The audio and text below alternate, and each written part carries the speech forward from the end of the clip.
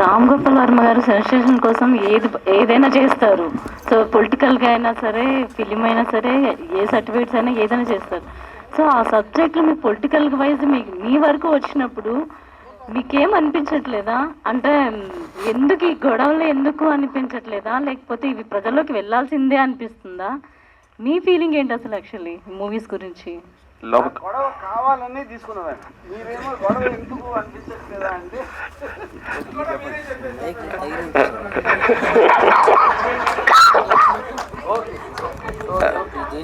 అయ్యో పర్లేదు. లోక కళ్యాణం కోసం భగవంతుడు కొన్ని పనులు కొంతమందితో చేపిస్తుంటాడు భూమి మీద. దానిలో భాగంగా నా రోల్ నేను చేస్తున్నాను.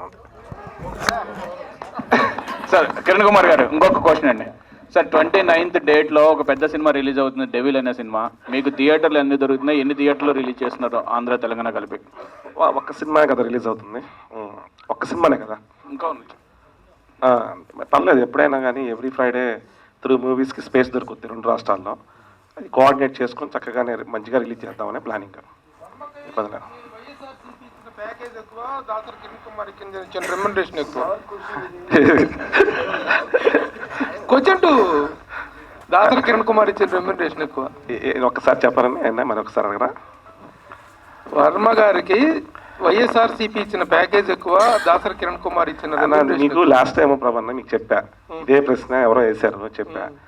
రామ్ గోపాల్ వర్మ అనే వ్యక్తిని ఈ భూ ప్రపంచంలో ఎవడు కొనలేడు, అతని మనసును గెలవలేడు. అంటే తనకి ఒక వెలకట్టలేని ఇమేజ్ ఉంది ఆయనకి, ఇన్ఫినిటీ అని లాస్ట్ టైం చెప్పా. ఎందుకంటే అతను ఒక అద్భుతమైన వ్యక్తి, మనం ఎవరితో పోల్చుకోలేని వ్యక్తి. అతను ఒక డిజైనర్ పీస్. అతనికి ప్యాకేజీలు, ఈ డబ్బులు, ఇవన్నిటికీ ఆయన అతీతమైన వ్యక్తి. అది మాట్లాడినా కానీ యాప్ట్ కాదు, అది డిజైనర్ పీస్ ఆయన. ఆర్జీబీ వర్మ గారు ఏనా ఏదండి? లేదు, అవకాశం నాకు ఇచ్చారు చేయడానికి. ఆయన ఈ సినిమా చేయడానికి రాము గారే నాకు అవకాశం ఇచ్చారు చేయడానికి. ఎందుకంటే వంగవీటి చేస్తున్నాం ఇద్దరం కలిసి, మంచి అసోసియేషన్లో మంచిగా సక్సెస్ఫుల్గా చేసాం. కోఆర్డినేషన్ బాగుంటుంది, ఇంట్రెస్టింగ్ సబ్జెక్టు, కలిసి ప్రయాణం చేద్దామంటే కలిసి చేస్తాం. అలాంటి అవన్నీ అయిపోయినాయి కదన్నా, అంటే అందరూ 10 మంది 10 రకాలుగా మారుతుంటారు, ఇవన్నీ క్లోజ్ అయిపోయినాయి. సో అంటే ఇప్పటి వరకు కూడా పవన్ కళ్యాణ్ ప్యాకేజ్ స్టార్ అని ఇట్లా వైసీపీ వాళ్ళు అంటూనే ఉంటారు. అసలు ఆయన ప్యాకేజ్ ఎంత తీసుకున్నాడని సినిమాలో చూపిస్తున్నారు. అది కేవలం ఇద్దరు వ్యక్తులకు తెలుసు. వాళ్ళిద్దరూ ఇందాక స్క్రీన్లో చూశారు మీరు. ఆ పర్టికులర్ మీటింగ్లో పని మనుషులు లేరు. సో మీరేం నెంబర్ ఏం చెప్పరు, ప్యాకేజ్ అంటారు అంతే. ఇది వైసీపీ వాళ్ళు అన్నట్లే ప్యాకేజ్ అంటారు కానీ ఒక నెంబర్ చెప్పరు, ఇన్ని కోట్లు అని కానీ సినిమాలో. అంటే నాకు యాక్చువల్గా ఒక పని మనిషి చెప్పాడు, కానీ అది అంటే మరీ పని మనిషి కాదు, అక్కడ పని చేసే అతను, కానీ అది నేను చెప్పను. అది చెప్తే అతను నాకు సీక్రెట్గా చెప్పింది, నేను సీక్రెట్గానే ఉంచుకుంటున్నాను.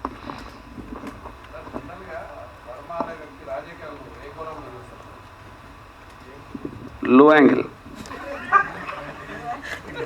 ఆర్జీ గారి లో యాంగిల్ అంటే ఎందుకు అంత నవ్వుతున్నారు? ఏం అర్థంగా అనిపించింది మీకు దాంట్లో?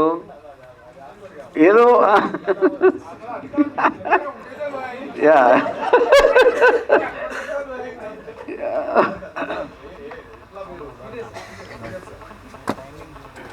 సో నేను ఆనెస్ట్గా నా బిలీఫ్ ఏంటంటే, నేను పాలిటిక్స్కి పొలిటికల్ సైకాలజీకి డిఫరెన్స్ ఉంటుంది. పాలిటిక్స్లో ఉన్న మనుషుల సైకాలజీ ఎలా నడుస్తుంది అనేది నాకు interesting point, not about politics. The technical aspect of politics, ప్రజలు ఎలా చేస్తారు, ఏమేం చేస్తున్నారు, ఏం స్కీములు పెడుతున్నారు, లేకపోతే అదంతా. కానీ మనుషులు అన్నాక ఇన్హెరెంట్లీ అందరూ పొలిటీషియన్సే ఉంటారు, ఇంట్లో ఫ్యామిలీ మెంబర్స్ కూడా పొలిటికల్లో ఉంటారు. దట్ సైకాలజీ అలాంటి పొజిషన్లో ఉన్నోళ్ళు ఎలా పనిచేస్తుంది అనేది స్టడీ చేయడం అనేది నా మెయిన్ ఇంట్రెస్ట్. ఆర్జీ గారు, నిజమైన పవర్ ఎవరు లాక్కోవాలని మీరు చెప్పారు. అంటే మీరు ఈ సినిమా ద్వారా ఏదైనా లాక్కోవడానికి ప్రయత్నం చేస్తున్నారా ఇరు పార్టీల నుంచి? సో ఇప్పుడు లాక్కోవాలి అనే దానికి ఒక మీనింగ్స్ అంటే మీరు సొంతంగా డిసిషన్ తీసుకోవడానికి ఏది ఏమైనా సరే ఎవరేం చెప్పినా మీకంటూ ఒక పర్టిక్యులర్ డిటర్మినేషన్ ఒక కన్విక్షన్ ఏదో ఉంటుంది. సో ఇప్పుడు ఒక మనిషి ఆ డెసిషన్ తీసుకున్నప్పుడు ఆల్మోస్ట్ లాక్కున్నట్టే కదా అది, ఎందుకంటే అతను పొజిషన్లో ఉంటే కనుక. పవర్ అనేది ఇవ్వరంటే ఒక ప్రాసెస్లోంచి వెళ్ళి నిర్ణయాలు తీసుకునే అన్నీ ఎప్పుడు జరగవు. యాక్చువల్గా టఫ్ లీడర్ అంటే లాక్కోవాలి అనేది నా కాంటెక్స్ట్. అది వర్మ గారు, ఇండియాలోనే కాదు ప్రపంచవ్యాప్తంగా కూడాను 3 విషయాలు చాలా ప్రామినెంట్ ప్లే రోల్ చేస్తున్నాయి సొసైటీలో. One is cinema, politics and cricket where cricket is the religion. India ఓడిపోవాలని కోరుకునేటువంటి ఏకైక భారతీయులు మీరు ఎస్ క్రికెట్లో. యా.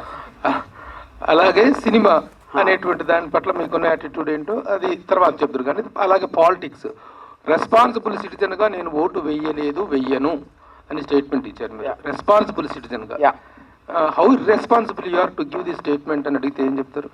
హౌ రెస్పాన్సిబుల్ అంటే ఓటా అనేటువంటి ఒక ఇది కూడా ఉంది, నోటా అనేటువంటి ఇది కూడా ఉంది. ఈవెన్ నోటాకి ఇచ్చినా సరే ఒక డెమోక్రసీ అనేటువంటి అంటే ఒక గుడ్ ఆప్షన్ అదే. దాన్ని కూడా కాదని మీరు ఆ స్టేట్మెంట్ ఇవ్వటం అనేటువంటిది ఎలక్షన్ కమిషన్ కానీ మీ మీద ఒక యాక్షన్ తీసుకునే అవకాశం ఉంది. పబ్లిక్ని ఈ విధంగా ప్రజలు ప్రభుత్వం కొన్ని కోట్ల రూపాయలు ఖర్చు చేస్తుంది to create an awareness about the voting. ఇప్పుడు మారల్ ఆస్పెక్ట్ వేరు, లీగల్ ఆస్పెక్ట్ వేరు.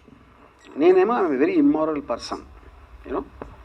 సో నేను and we are living in a democracy and I have a right to exactly, exhibit my opinion in the context. So the entire process of voting అనేది మనం ఇప్పుడు ఎక్కడికి వచ్చాం, డబ్బులు ఇస్తాం, క్వార్టర్ ఇస్తాం, ఇలాంటిది కూడా ఒక నార్మల్ ప్రాక్టీస్ అయిపోయింది. So I want to draw attention to the person that the voter should be more qualified than the person who is standing for election అనేది నా బిలీఫ్. నేను అది దాన్ని డ్రైవ్ చేయడానికి అది చెప్పాను. అది యా ఇప్పుడు మీకు ఒక ఉద్యోగం ఇచ్చినప్పుడు క్వాలిఫికేషన్ చూస్తారు కదా, ప్రతి దానికి మీరు క్వాలిఫికేషన్ చూసినప్పుడు ఇంక్లూడింగ్ అవార్డ్స్. మన గవర్నమెంట్ మన నెత్తి మీద పెట్టుకునే గవర్నమెంట్ని మనం ఎన్నుకోవాల్సినప్పుడు దానికి మినిమం క్వాలిఫికేషన్ ఉండకపోతే ఎట్లాగా అనేది నా ఫీలింగ్.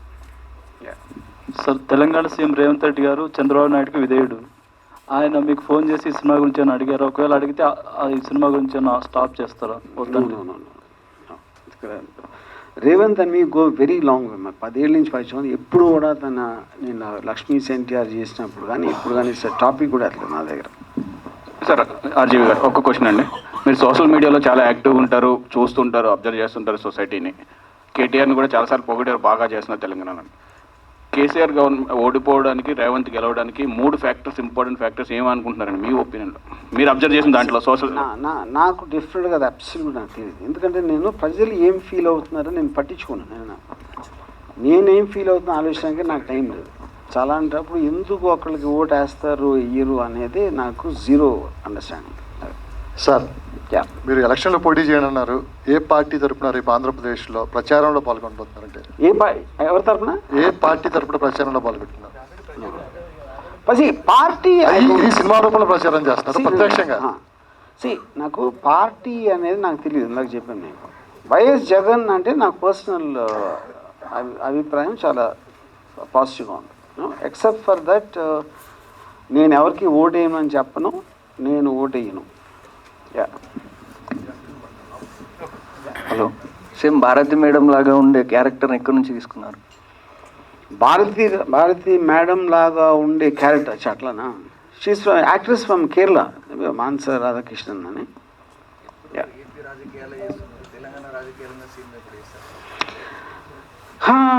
అంటే ఇప్పుడు రైట్ నో ఐఎమ్ నాట్, అంటే maybe the drama was not there. అంటే ఇదంతా ఆల్మోస్ట్ నేను లక్ష్మీ సెంటర్లో రామారావు గారు ఫాలో అయినప్పటి నుంచి అదే థ్రెడ్ పట్టుకుని వచ్చాను. నేను తెలంగాణ ఎప్పుడు చేయలేదు అసలు. నాకు very little knowledge of that.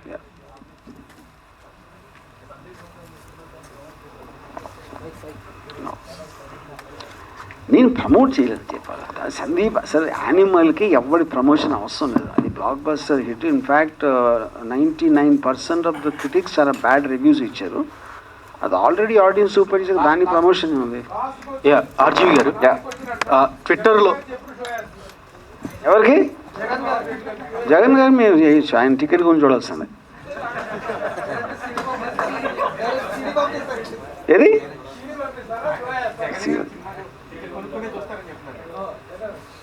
Theatre book చేసి చూసినా కూడా వైసీపీ వాళ్ళే డబ్బులు కట్టుకోవాలి. ఆయన ఫ్రీగా ఇస్తాను.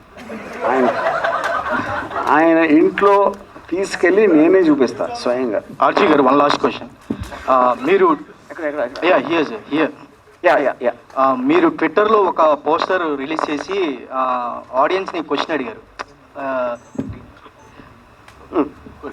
అది పోస్టర్లో సైకిల్, గ్లాస్ అండ్ చెప్పండి. అదే మీరు అడిగారని చెప్పారు ఆల్రెడీ. నేను చెప్పాను ఆల్రెడీ. అంటే ద వెరీ ఐడియా ఎక్స్ప్లెయిన్ చేయకుండా ఇమేజెస్ తోటి I wanted to project something. అప్పుడు గ్లాస్ పట్టుకుని చెవిలో కమలం పువ్వు ఉంది అంటే ఏంటి దాని అర్థం? అది మీరు అది మీకు అర్థం అవ్వకపోతే నేను అర్థం చెప్పినా కూడా మీకు అర్థం కాదు. సో ఒకసారి తెలంగాణ రాజకీయాలు చూస్తే ఇప్పుడు బీఆర్ఎస్ ఓడిపోవడం జరిగింది. సో తర్వాత మీరు కూడా మరి వ్యూహం లాంటిది ఏమన్నా కేసీఆర్ గారికి ఉపయోగపడేలా ఏమన్నా సినిమా చేసే అవకాశం ఉందా తెలంగాణ రాజకీయాలు టచ్ చేస్తూ? Thank you. 1 సెకండ్ చేయొచ్చు, అదే చెప్తున్నా. ఈ క్వశ్చన్ మీరు మళ్ళీ 4.5 ఏళ్ళు అడగాలి. అప్పుడు నాకున్న మూడు, నేను ఎందుకంటే నా లైఫ్లో ఎప్పుడు అన్నమాట నిలబెట్టుకోను. Thank you so much everyone. ఎలాంటి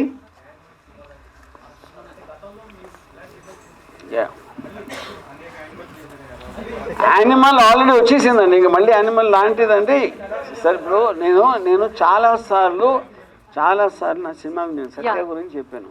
మంచి సినిమాలు అవుతాయి, మనం చెయ్యం.